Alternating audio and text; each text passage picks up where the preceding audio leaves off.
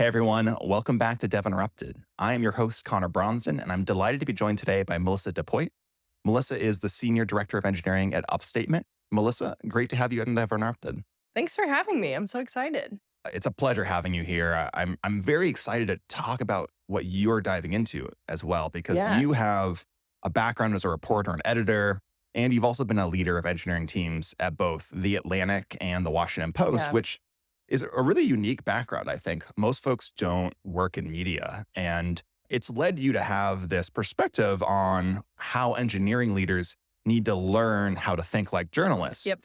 Can you unpack that a bit? I'm a career switcher. I started out as a journalist and reporter. As long as I can remember, I've been writing. When I became an engineer, I found out that a lot of the things that I enjoyed about reporting and journalism, you still do them as software engineers. And so writing code is a lot like writing a news story. Editing and reviewing PRs is a lot like editing and reviewing story drafts. So it was very natural for me, with the exception that you don't have to talk to strangers and chase down an angry congressman for a quote as a software engineer. So I was like, sign me up. And the longer I have been in product engineering, the more I have become really proud of my background as a journalist, because at first, when I became a product engineer at the Post, I felt like I really had to hide kind of my background. There's definitely imposter syndrome and kind of shame of Totally. not having a technical background. But the longer I'm in engineering leadership roles, the more I'm really grateful for my background as a reporter, because it allows me to make decisions really quickly and gather information and look across contexts in ways that I think a lot of engineering leaders often don't. So for me, I think that my background as a reporter helps me think about situations differently, and try to just discern the essential context for something versus just trying to wait for more information when I make a decision. This is really interesting for me, in part also because I share a similar background. So Oh, I didn't nice. actually tell you this before we came on the podcast and started chatting, but my background's in political organizing and Yeah. communications. So kind of the other end of the journalism spectrum. Yeah. So it's interesting for you to bring this up, because I agree with this. I couldn't see my career unfolding differently because of the unique skills and challenges that were brought to me. Yeah. And it definitely has informed my perspective on software engineering and software engineering leadership. So Yeah. I'd love to go a bit deeper into the areas where you particularly see these needs for changes.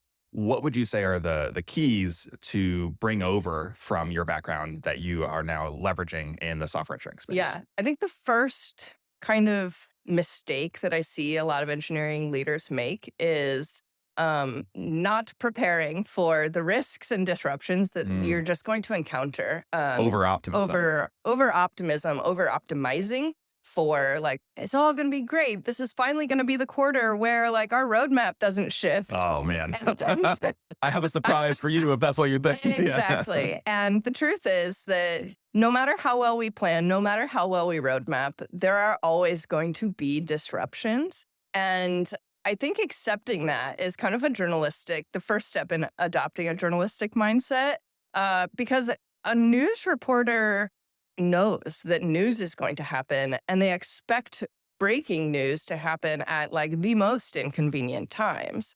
And a journalist doesn't get a choice in delaying how they're going to respond. They just have to respond well. And so I think that's where engineering leaders can learn a little bit and, just start to plan and prepare for what we're going to encounter in the course of our daily work.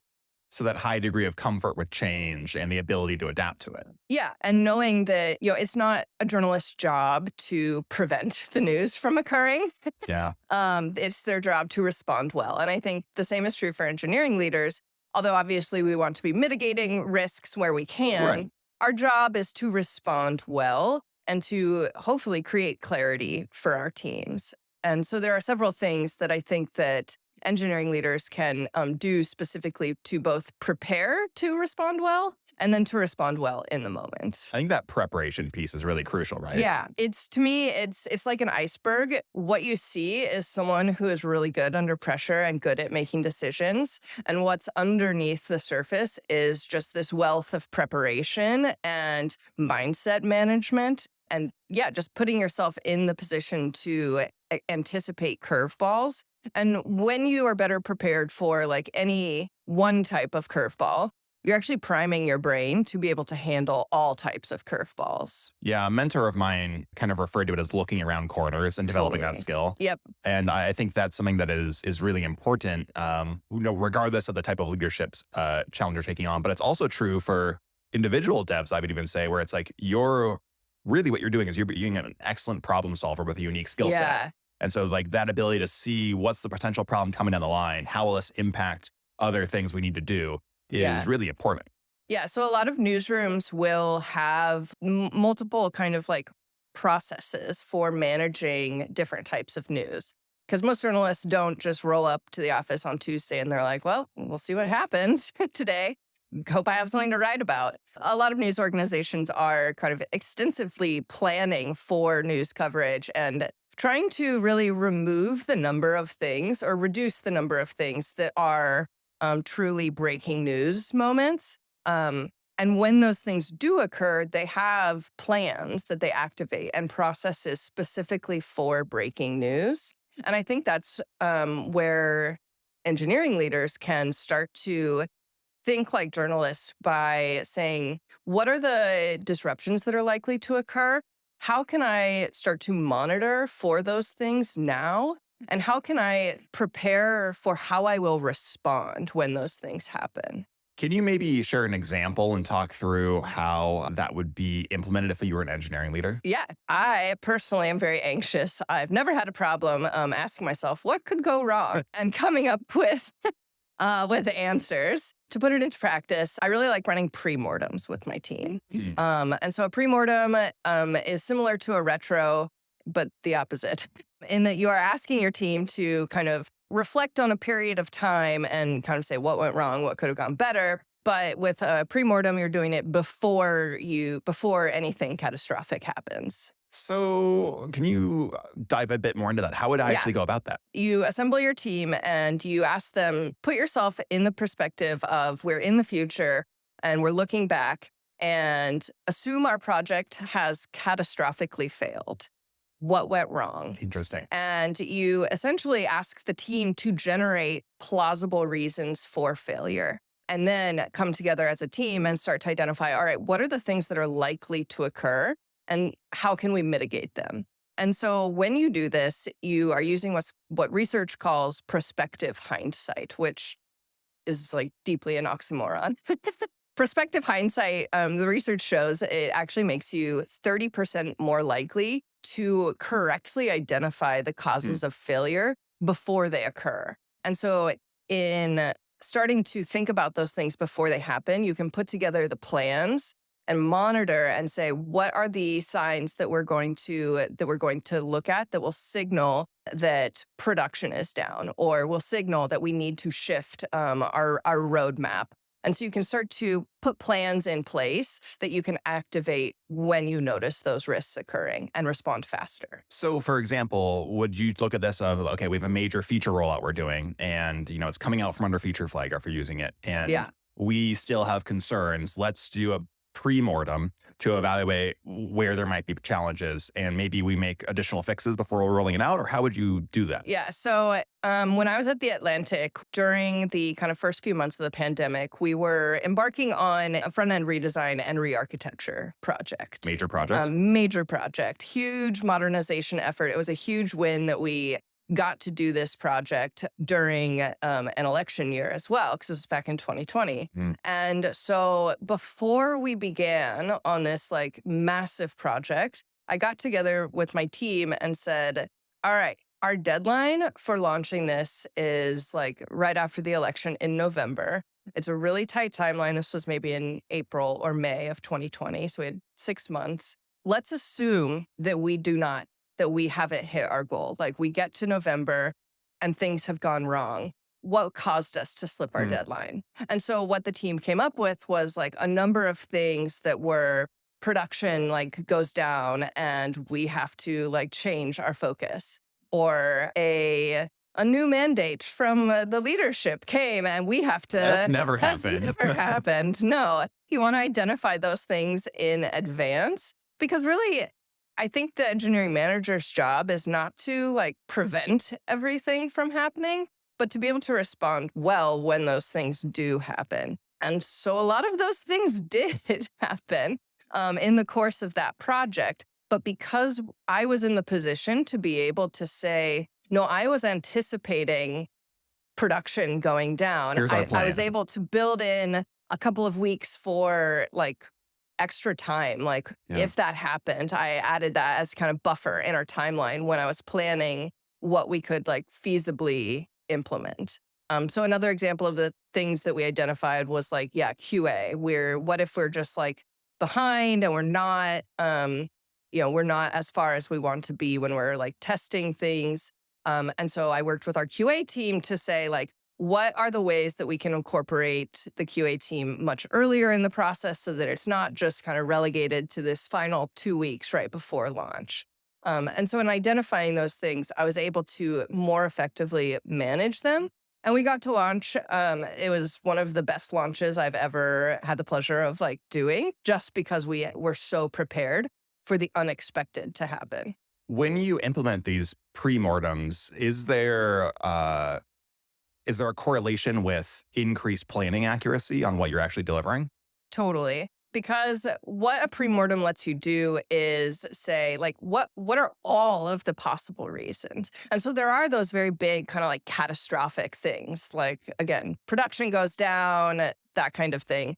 But it also led us to say, like, what if we overcommit to what we think we can deliver? And that caused us to kind of step back in a separate planning session and say, all right, we know that we are worried and we have a tendency to overcommit.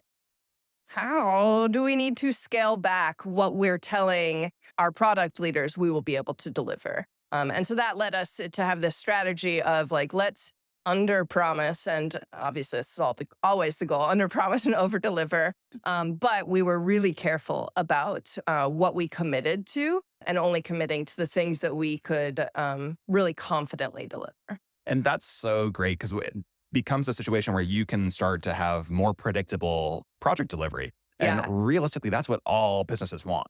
Exactly. And that's exactly your role as the engineering manager, is to create the conditions for your team to reliably deliver. So you're a senior director now, but it sounds like you've been doing this since you were an engineering manager, a senior Yeah. engineering manager. How do you make sure that you get buy-in from other leaders on how you're changing your processes and leveraging these postmortems or pre-mortems, I should say? Yeah. I think that it's so unusual to have this kind of like intense planning for things to go wrong that honestly it's really easy to get buy-in, because business leaders, I think, are much more accustomed to like things are going to go wrong. Engineering leaders, we think it's our job a lot of the time to mitigate and prevent things from going wrong. And so it's really uncomfortable when we're in those situations. So when it comes to like being more proactive and being better prepared, I found that other leaders in the business are like, we want to do that as well. Yeah, yeah, I think this is a great example of leveraging the skill sets and approaches taken from other industries to improve how you are functioning as an yeah. engineering leader and how your teams are functioning. But it sounds like there are other insights that you've brought over from your time in journalism as well. What are the other insights that you would leverage for other engineering leaders? Yeah. So I think that a lot of what I've mentioned so far, like the premortems, preparing, accepting the reality of unexpected disruptions, those are all things you do in advance of something happening. And so when journalists are actually in a breaking news situation, it's their responsibility to not just gather all of the information about the event that's happening, but to really filter through it, and in covering the news, to tell readers what the essential context is. So in a lot of news stories, they leverage what's called the inverted pyramid. And the inverted pyramid is a very common and classic story form in news that focuses on putting the broadest, like most essential information up top in like the first paragraph, and then gradually layering in more important details. And what happens is that, as a reader reads the story, they get the extra context. And so it's not just to use, I guess, what's been in the news cycle lately, It's not just that there are attacks, it's that there are attacks in a certain place, and that place has context, and at a certain time, and that has a certain context. And so when we're trying to make decisions as engineering leaders, I think what we can do is start to layer in additional context that help us make our decision.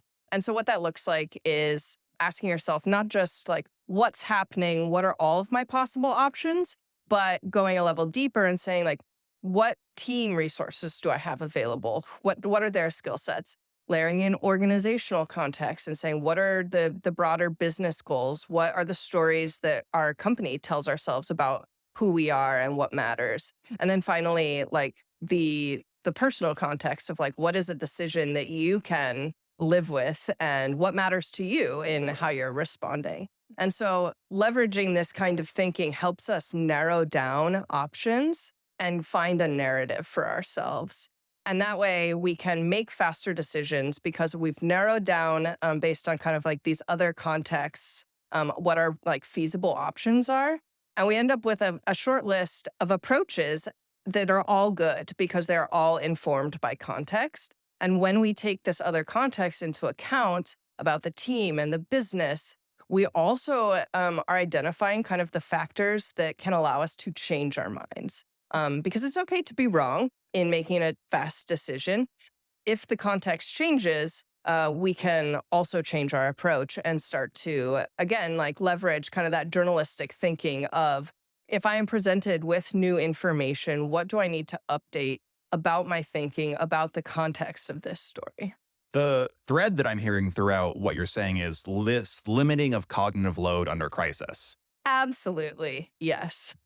Yeah. And I think that, I mean, we pointed to how that can improve your planning accuracy and predictability of delivery earlier, but it's also going to likely improve the quality of your decision making in the moment and your ability to your point, rectify some of these challenges you may have otherwise. Yeah, I think, a lot of us, I'm totally guilty of this. We get focused on looking at the event that's happening. When we're in a moment of crisis, we're like, what is happening? Production is down. And we're like, but we don't know why.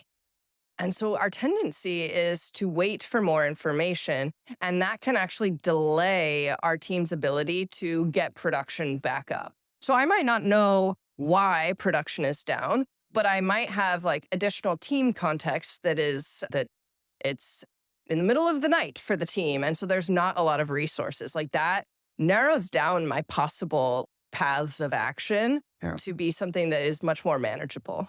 What's your experience been like when you leverage these techniques, whether it's the pre-mortems or other ones you're talking about, to try, like, what's been the feeling from the team members themselves about, these additional meetings, additional things they're having to do? I think that every engineer wants to like write good code and have a stable environment where things are not on fire. And I think that they are willing to participate in those meetings because they are directly in service of more focus time, more flow time. And so there's less of kind of like pushback I've experienced because these are really targeted conversations. So how are you getting your team to buy in on this, additional work that's being done in advance? I think that I get buy-in by starting to persuade the team that if we are more prepared, we will be less disrupted in the future when we're under pressure. And so having those proactive conversations, really a lot of the work coming out of it is for the manager to be able to monitor, but it also puts the engineers in the mindset of being prepared for disruptions and knowing that our goal ultimately is not to ship exactly what's on our roadmap. It's to build and maintain a really great product experience for our users. And so the most important thing is not necessarily executing exactly the roadmap, but responding well. And it's really stressful for engineers too when those fire drills Yeah. happen. And so I get buy-in by saying, like, how stressful those crisis situations are. If we meet now for 60 minutes, we can possibly prevent a 2-week disaster recovery situation. That makes total sense. And It's interesting to hear you talk about this and how you're kind of adjusting your team's perspectives, or at least having them expand their perspectives in some ways. Yeah. Because, we talked about this earlier, but I think we both think that this ability to look forward and consider potential challenges is a key trait to develop as a leader. And I would posit that this may also be helping develop your team members as leaders and having them be more of this mindset of like, how is my individual work affecting customers, affecting the company? Are you finding that to be the case? Yeah, absolutely. I think that a lot of engineers think that, their job is just to write code.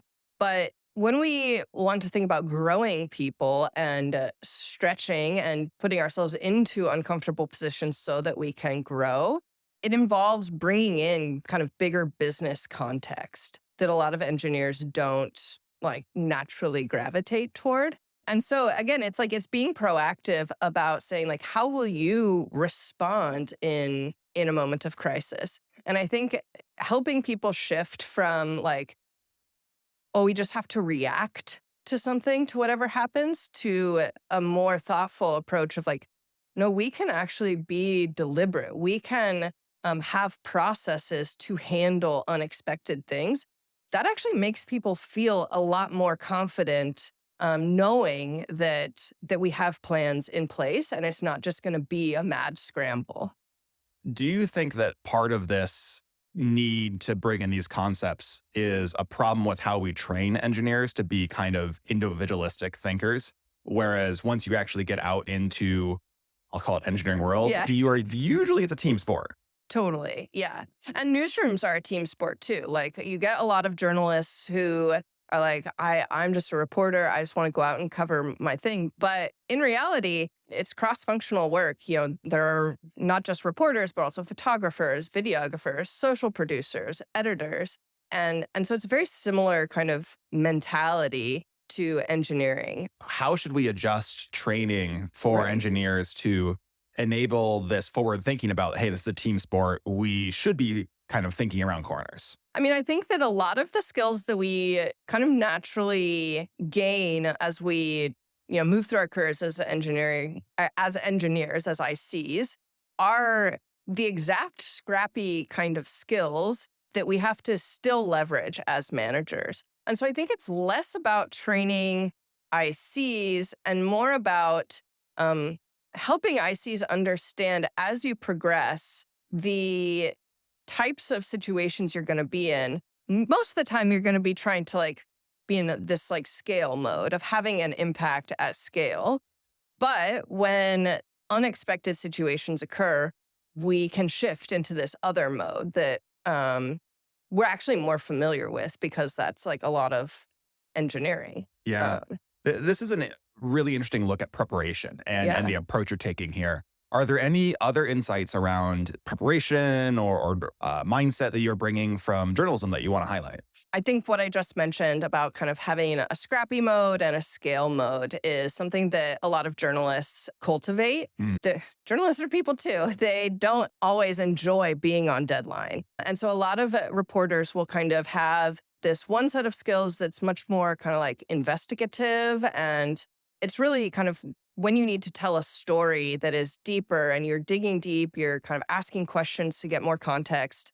That is in stark contrast to a breaking news situation. When you're on deadline, you have to act swiftly. You have to focus on just the key details and not like everything about like the past situations. And so I think that's another thing that engineering leaders can adopt as well and give ourselves permission, honestly, to switch modes and make decisions differently when we're in a moment of uncertainty or a moment of crisis. Because at least I've certainly been told that like, as a manager, I always have to be focused on growing people, scaling, and like process.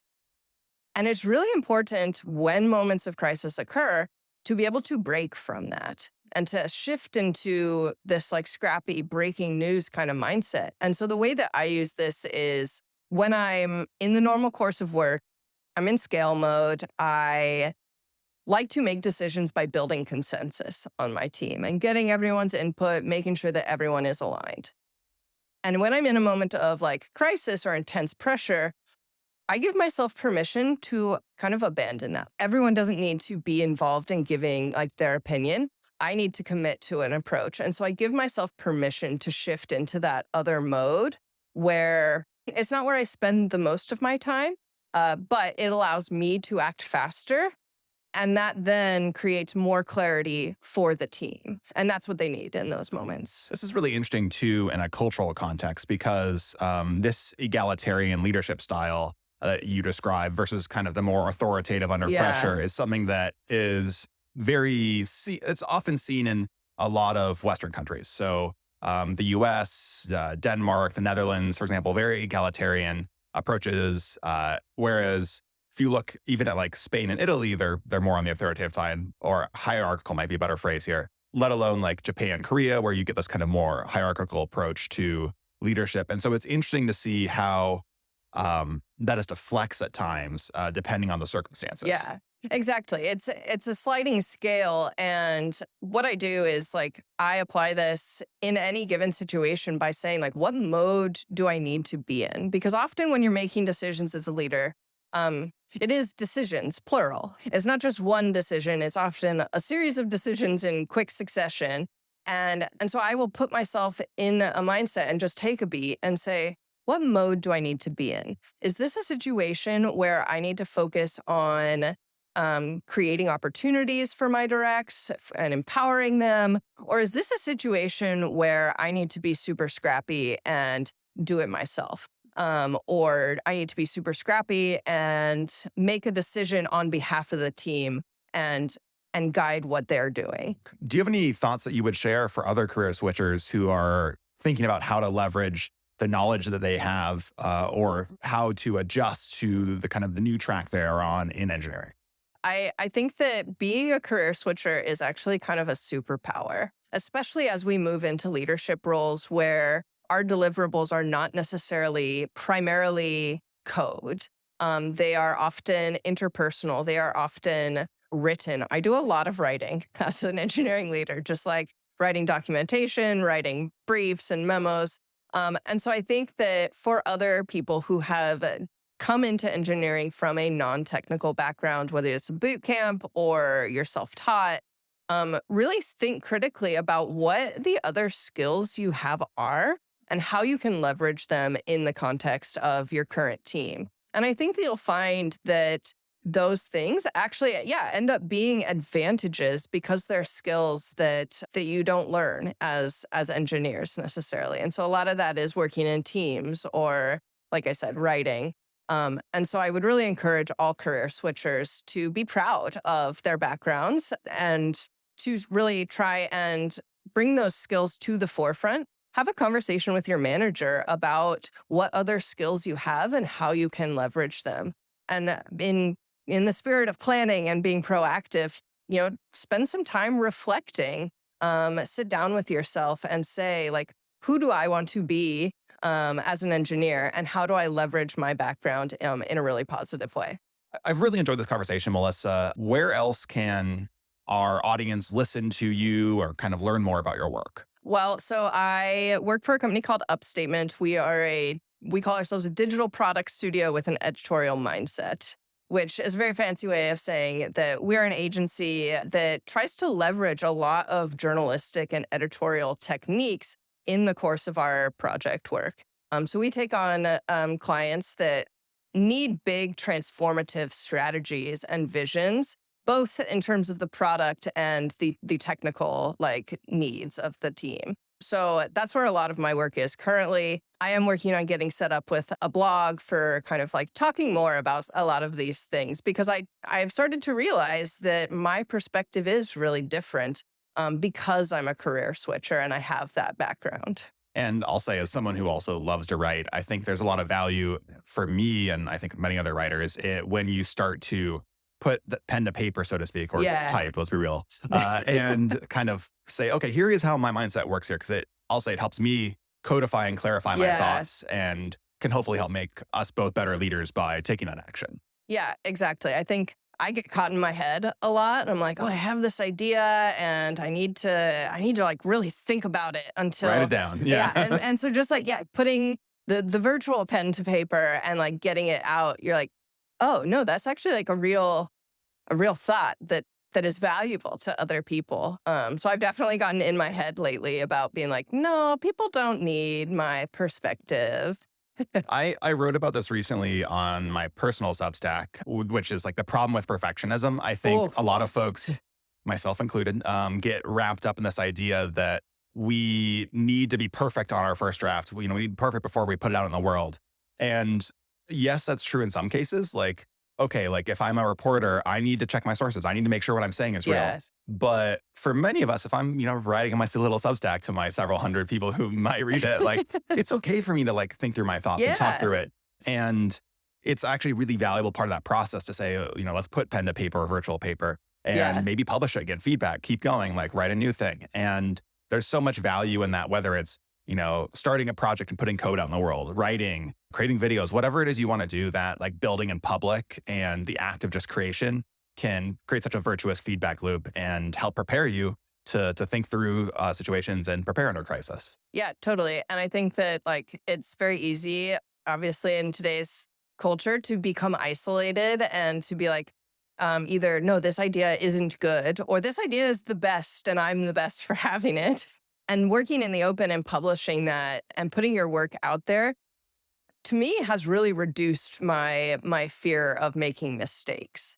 I am also a chronic perfectionist and overachiever and want to be as perfect as possible. And I think that mindset for me came a lot from journalism of like, well, you have to be fast and you have to be right. And I think that's where we can actually like give ourselves a little slack in decision making, is the stakes are much lower for us. And if we're working in public, then we get feedback constantly, and you can learn and you can adjust. And it's like you reduce continuous the learning, impact. continuous iteration. I'm seeing software concepts here. So it's interesting to close on this note about, we've talked a lot about things that we can learn from how journalists approach their work and bring into software engineering. And here's, I think, the opposite perspective where it's like, hey, here's how we can, learn from concepts that are already in software engineering and make sure that we're not overdoing on the mindset. So Melissa, I have to say, I've really enjoyed this conversation. If you ever decide to, we'd love to have you write an article for our Substack. Oh, absolutely. I think that'd be great. And thanks for coming on the show. It's been wonderful. Cool. Thanks for having me. Our pleasure. If you're listening to this, make sure to check it out on YouTube as well. We're sitting here in the middle of a big plastic dome. It looks really fun. And check out YouTube's Dev Interrupted, where that's who we are across all socials. And Melissa, thanks again. It's been a fantastic time. Thanks for having me.